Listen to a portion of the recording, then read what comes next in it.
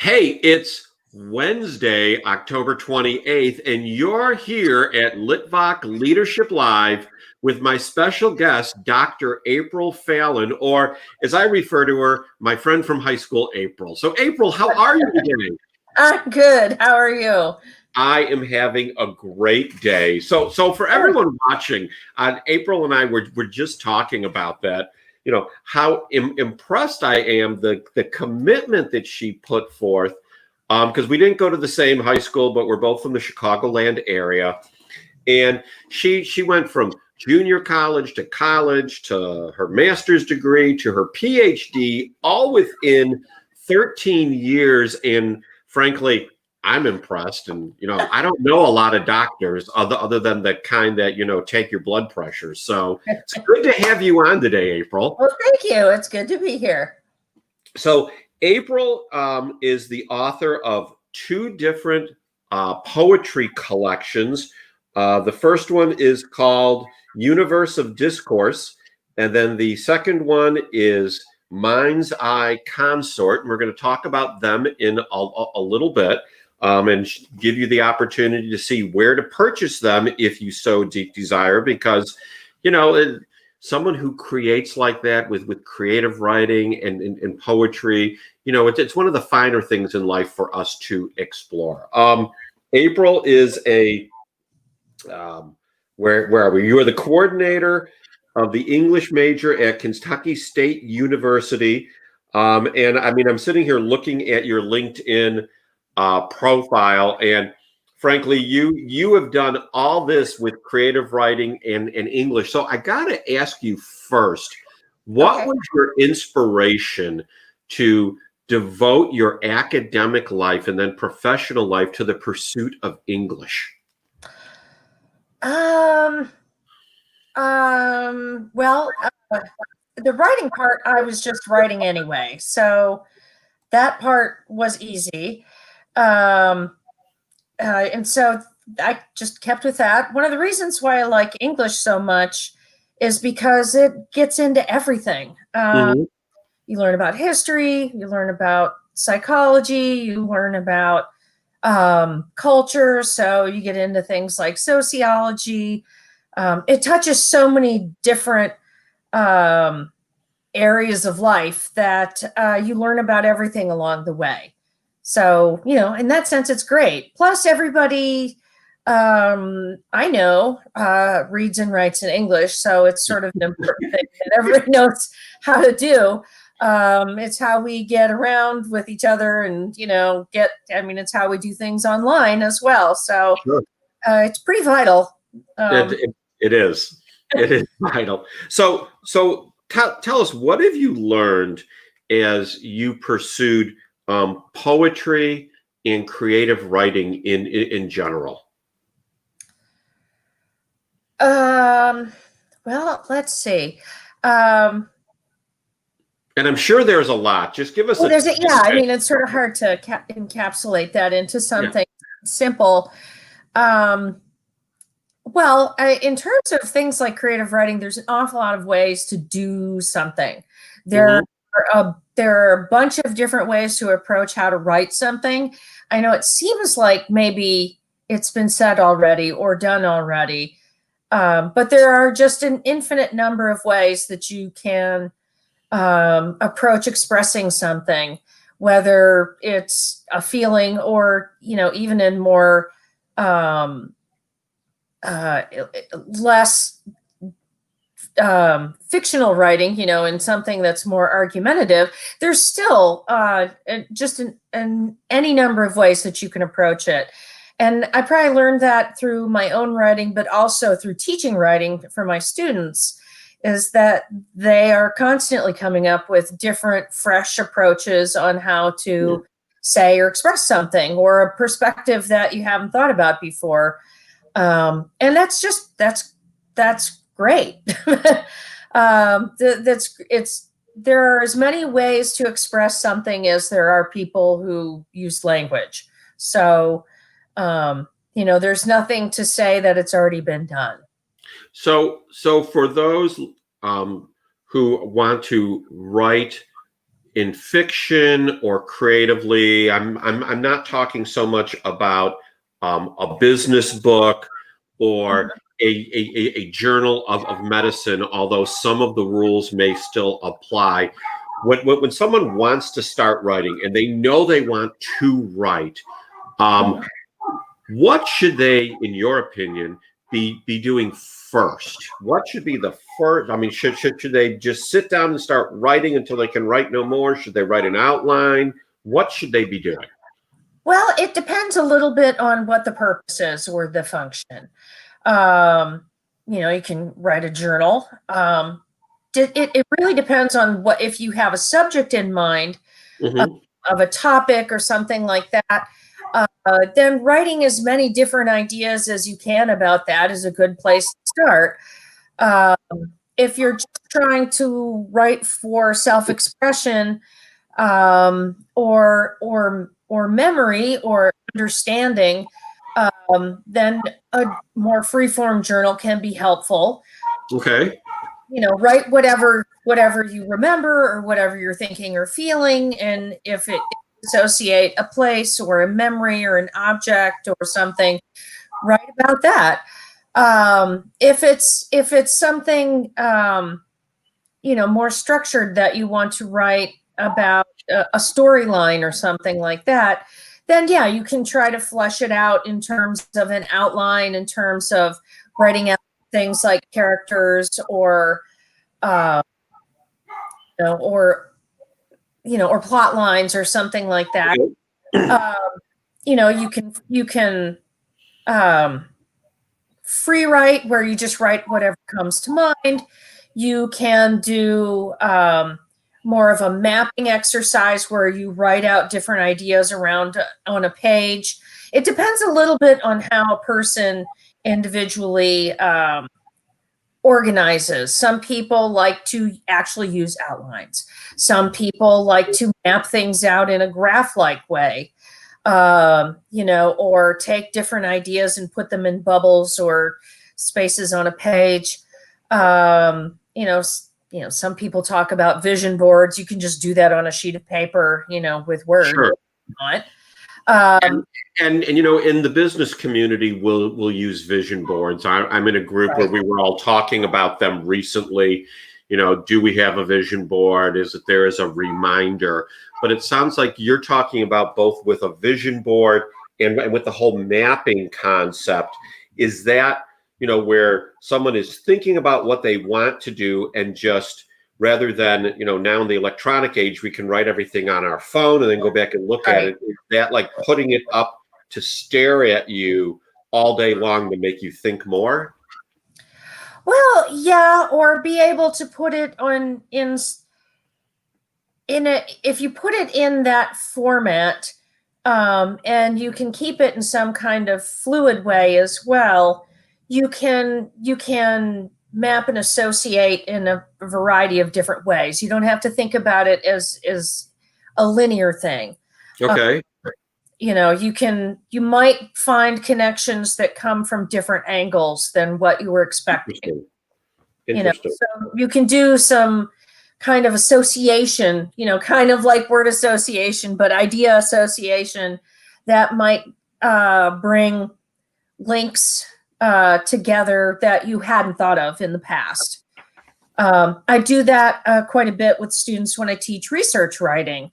Is we put maybe issues on a board that we want to look at, literally up in the front of the classroom, on the whiteboard.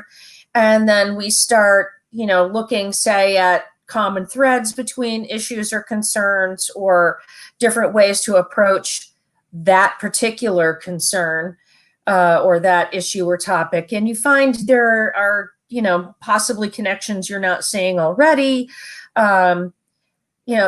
An example is that students often write narrative writing, and lots of people write narrative writing, and people write memoir, and memoir is a fairly popular mode of writing. Sometimes what initially starts the impetus for that may change over time. What you think you want to write about might end up being different from what you end up writing about. For me, I am a poet mostly because every time I sit down to write, even if I think I'm telling a story, it comes out as a poem. Okay. It's bent that way for whatever reason. Sure.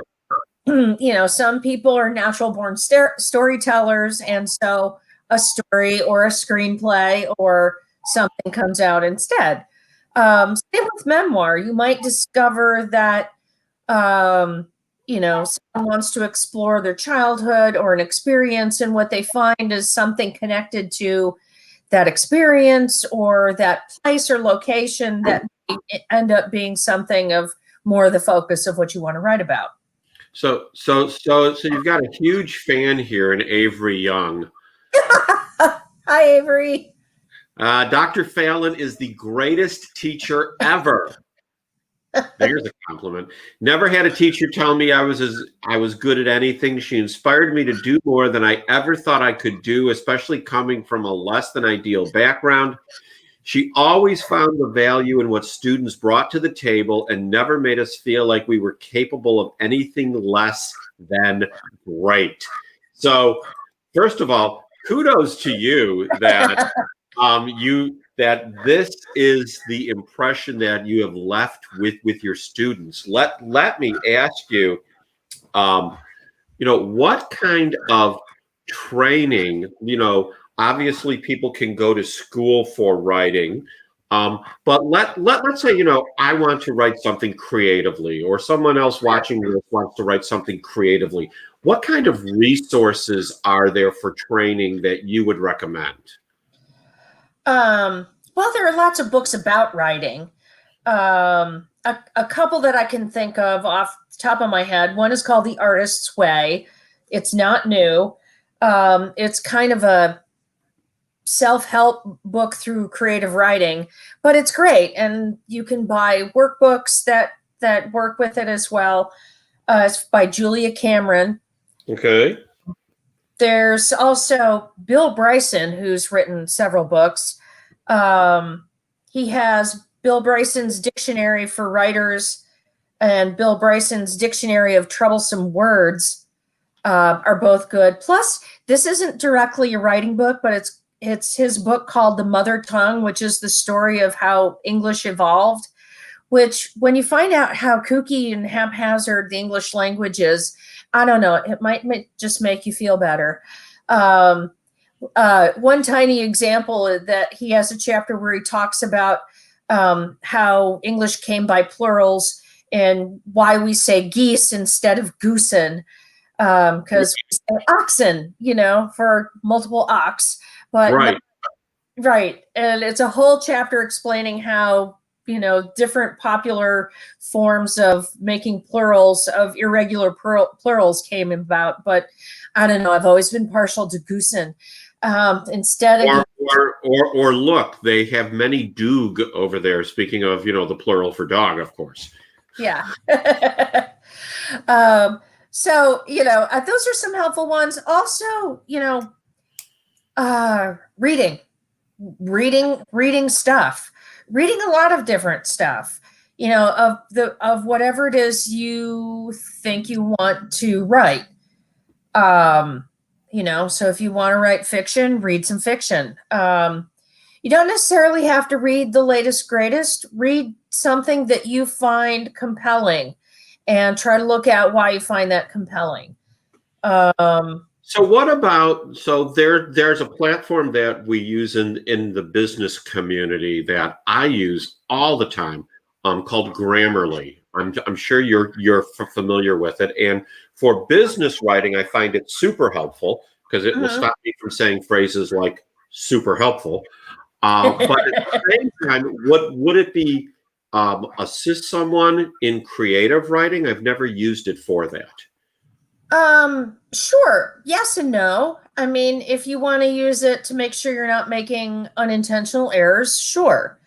But, especially in poetry, we do an awful lot of stuff that doesn't have anything to do with sort of traditional sentence grammar.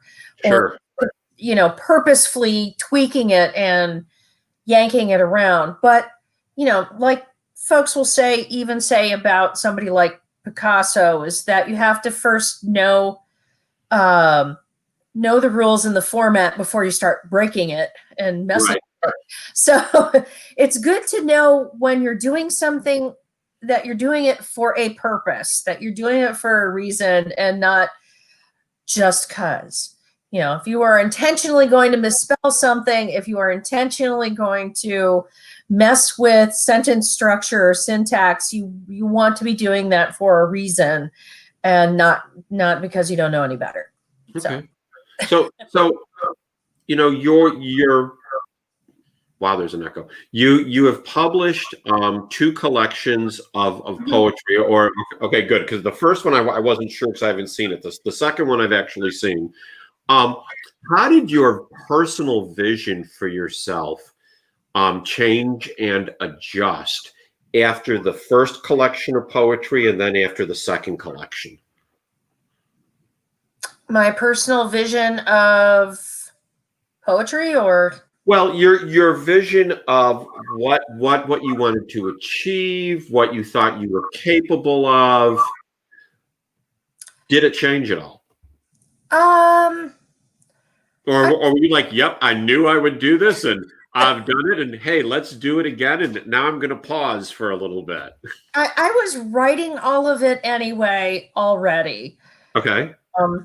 You know, I have a master's in fine arts and creative writing as well as a doctorate. And so I had been writing poetry actively throughout my entire graduate school. So I was pretty actively involved in that with individual poetry publications, just not the book publication. I mean, I was happy and grateful to have the book publication. You know, that it came through. It's kind of it can be difficult to anticipate what someone's going to want who you've never met. It's a little bit easier to guess out with, say, writing scholarly work. You know, but taste is fickle sometimes, and what someone loves, someone else may hate. Grateful. I mean, I felt encouraged, I guess, on both fronts that it hasn't all been for naught, and I hopefully don't have to wait until I'm dead to be published. that is what happens to some people. So you have checked that box twice. You know, the history of literature and poetry especially is not fantastic for fame in one's lifetime. So I didn't really go with that goal in mind. You know, but it's I'm very grateful to have my work out there if somebody stumbles across it. So what would you say were some of the greatest influences in your life when you're, you know, for the writings that you've produced? For the writing, I mean, obviously, some of the writers who I admire are up in there. Emily Dickinson, you know, is someone who's always been pretty important to me.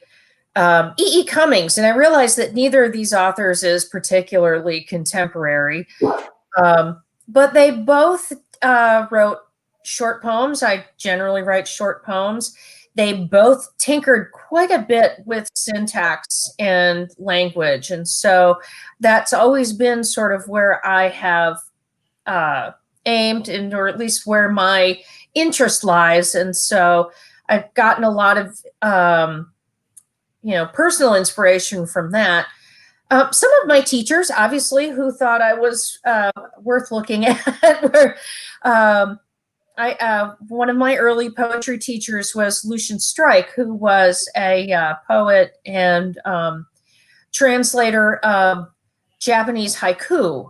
And, yeah, and probably influenced me on the poems not getting too long, because I wrote a very early poem that depicted him as a bonsai artist snipping words out of my poems all the time and taking, a 20-line poem and taking it down to 10.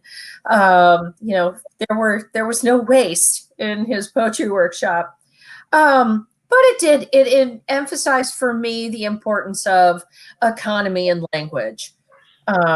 Less can be more.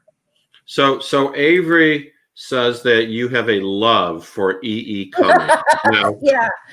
I am going to show my lack of diversity in reading. If I have read E.E. Cummings, it probably hasn't been since high school. So tell us why you have a love of E.E. Cummings. Okay. Well, he did a whole lot of things that I still find interesting. He was a painter as well as a poet and tried to find ways to kind of merge the two. He wanted to try to find as many ways as to make a poem visual as well as something on the page.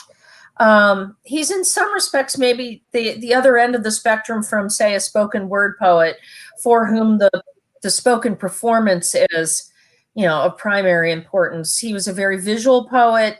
He did some very, what we would probably call weird experiments on the page with, images and what's called a concrete poem, where you make a shape of the poem.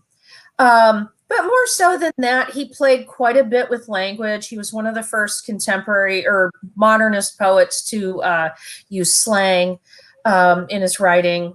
He started writing right at the cusp of the 20th century and was one of the very first poets to really write in free verse. We're talking, poems were formal verse, rhymed and metered. And then he came along and did all kinds of crazy stuff, and really tried to squeeze every ounce out of what you could do with words on a page. So that's very freeing. He took all the rules and then really messed with them. So I love that. And his poems are not successful, but when they are really, I think, profound. So I appreciate that quite a bit. So as you've gained wisdom about creative writing, how have you brought that to your students as implementable knowledge? I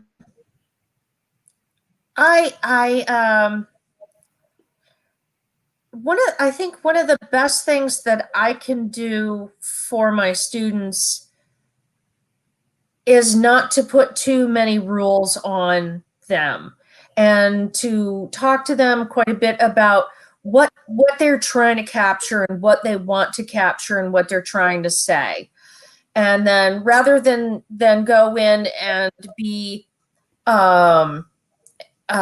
overly concerned with editing certain places and moments, or to try to dictate what a poem is supposed to do, then I try to get at what it is they are trying to express and how to get there as best they can. Students have a lot of different ideas about. A lot of people have an idea that a poem is a riddle meant to mess with you or show a certain group of people that you are erudite or that you have secret knowledge that no one else has. And that's really not the case. That's not really, I don't think, the intention of the average poet. They're trying to express something something about human experience that hasn't been expressed that way yet. And so poetry has an awful lot of flexibility to do a lot of different things. And I think sometimes if what you're writing, someone says, I don't know if that's a poem, is sometimes a good thing. Because if it's super duper recognizable, then maybe it's already been done. So, it's like music in that sense. Some of the things that are music nowadays are not what we would have thought about music would be.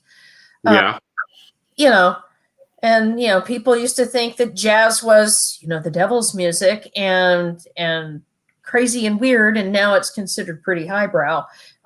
So, obviously, as we play with creativity, we come up with new things that we don't recognize. And hopefully, if that's successful, it speaks to us. So where can individuals that are writers or writer wannabes find their tribe, find, a group of people to bounce ideas off of? Because, with the what do we want to call it? Continued lockdown of certain Right. situations, just gathering together to share things like that isn't as easy. Are there various online resources where people are hopping into Zoom rooms, or what is it? I think so. I'm not specifically aware of Zoom rooms, but there are an awful lot of Facebook groups and, Reddit groups and, other online platforms for writers. Yeah. So, and there are a lot of regional writing groups that, you could check your local areas. Louisville has several writers groups that pre-pandemic would meet in person and read each other's work. And you can find them, I assume, online. There are an awful lot of online writing magazines as well. And you can submit to those magazines.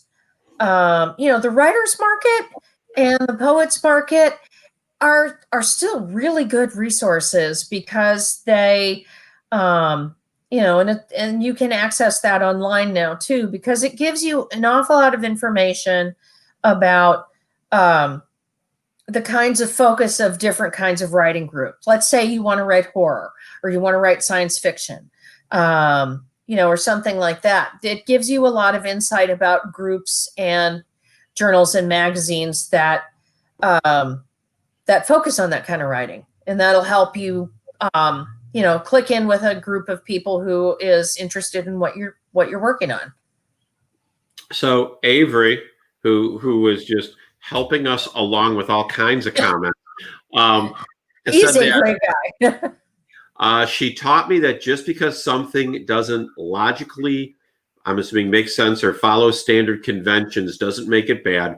Writing is an expression which should be liberating to the creator. So, in these times in which we find ourselves, where although we are going out more, we are gathering more, and there's a flux going on now with that. Do you find that writing is something that can help people through challenging times emotionally, mentally, etc.? Oh, yeah. I am a true writer in the sense that I would probably be more apt to write you than talk to you. Okay. And so I write down a lot of things that I, think about and want to talk about with people. I'm a much better email corresponder than I am in to call you on the phone. But getting your feelings out and your thoughts about various things is great. And whatever method you prefer to do that, if it's, if it's in your laptop or if it's in a notebook, whatever, function works well for a particular person. Some people have specific pens they like, or, a certain kind of font, or they have a journal that they keep online, or a blog post, or, Sure. Whatever method works best for an individual. Sure. It's kind of like where people are encouraged to write letters to people, whether they ever intend to send them or not. The act of writing it out can help you, even if you turn around and delete it right afterward, for whatever reason. Writing it out can really help you sort out your mind or find things that you're interested, what it is you're trying to get clear in your mind. So I've heard people say, and I've even said it to groups of people when I've been speaking to them, that inside everyone is a leader just battling to get out, that everyone has a certain level of leadership within them. Would yeah. you would I'm glad you agree. Would you say the same is true when it comes to writing? Is there a writer of some sort within everyone? You know, like my friend Kenny here said, grammar is one of his weaknesses. But would you say that there is a writer within everyone, and it's just a matter of tapping into it? You know, talk a little bit about that.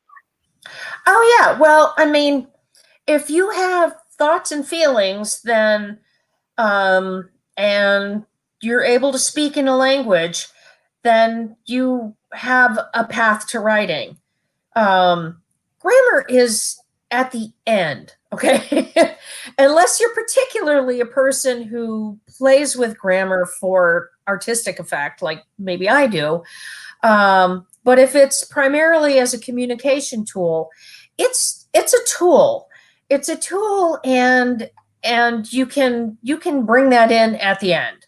You know, that's the ideas. The ideas are much more important. The ideas, thoughts, and feelings are what's unique, and grammar is just the tool to demonstrate and help that get across. So that's always something you can fix later. I mean, I was never naturally a very good speller. All right. Spell check is a big help to me to this day. And I would like to tell every person out there, if your spoken vocabulary is bigger than what you can spell, then that's great, because that means that you have a big vocabulary. You know, you can always look something up. But if you don't have the word at your disposal, then your tools are more limited. So, you know, and you talk about spell check. I mean, I brought up Grammarly. I use that for writing. I have it embedded in my computer, so when I'm sending email, it goes through it. And just the mistakes you make typing, it's just a nice tool that you may have actually typed a word, but it doesn't fit in the sentence. And even though we all proofread, I don't think anyone proofreads slowly enough. So it catches things a lot like that. Well, shockingly, we've already gone a half hour. It flies by. So as we're here in the final 2 minutes, but wait, first I have to disagree with someone. Michael says, I don't know. I know plenty of people who just can't lead or manage people. Michael, we need to have a conversation, because everybody can lead at a certain level. Message me and let's have a conversation about that. So in the final 2 minutes, April, what do you want people to take away from this conversation, that when they reflect on it, they go, boy, April really brought this to me and it's made me think? Words are yours. They're not someone else's. And when you use them, they're yours. And you can do with them as you wish. It's how we communicate with each other. It's often how we communicate with ourselves. And so it's not someone else's tool. Anyone who speaks a language has that language at their disposal to express themselves. So it's not someone else's power. It's your power. That's great. That's I'm going to have to go back and watch the replay, because that's profound. I'm going to have to take that apart. So, hey, look, first of all, April, thank you so much for agreeing to come on and be my guest today. Thanks for having me. And talk about writing and encourage people to write. If you're looking for Mind's Eye Consort, you can go to Amazon.com. And it's there. April is listed as A.D. Fallon, so don't let the A.D. throw you off. That's where you find it. Universe of Discourse is available at finishlinepress.com. So go there. I didn't make a banner for that one, but please support April and her work. And also, if you like videos like this and you enjoy hearing from leaders in various fields. Hey, you can watch this again and even be notified of other lives that I'll be doing. You can do that not only on Facebook, but also on YouTube. Go to YouTube if you would, and subscribe to my channel. Shameless self-promotion. Once I get to 100 subscribers, I can actually rename it from my name to Litvak Leadership. So show me some love and go subscribe, please. Anyways, that is Litvak Leadership for today. Thank you so much, April. Everyone else, have a great day. Thanks for having me. You bet. Thank you so much.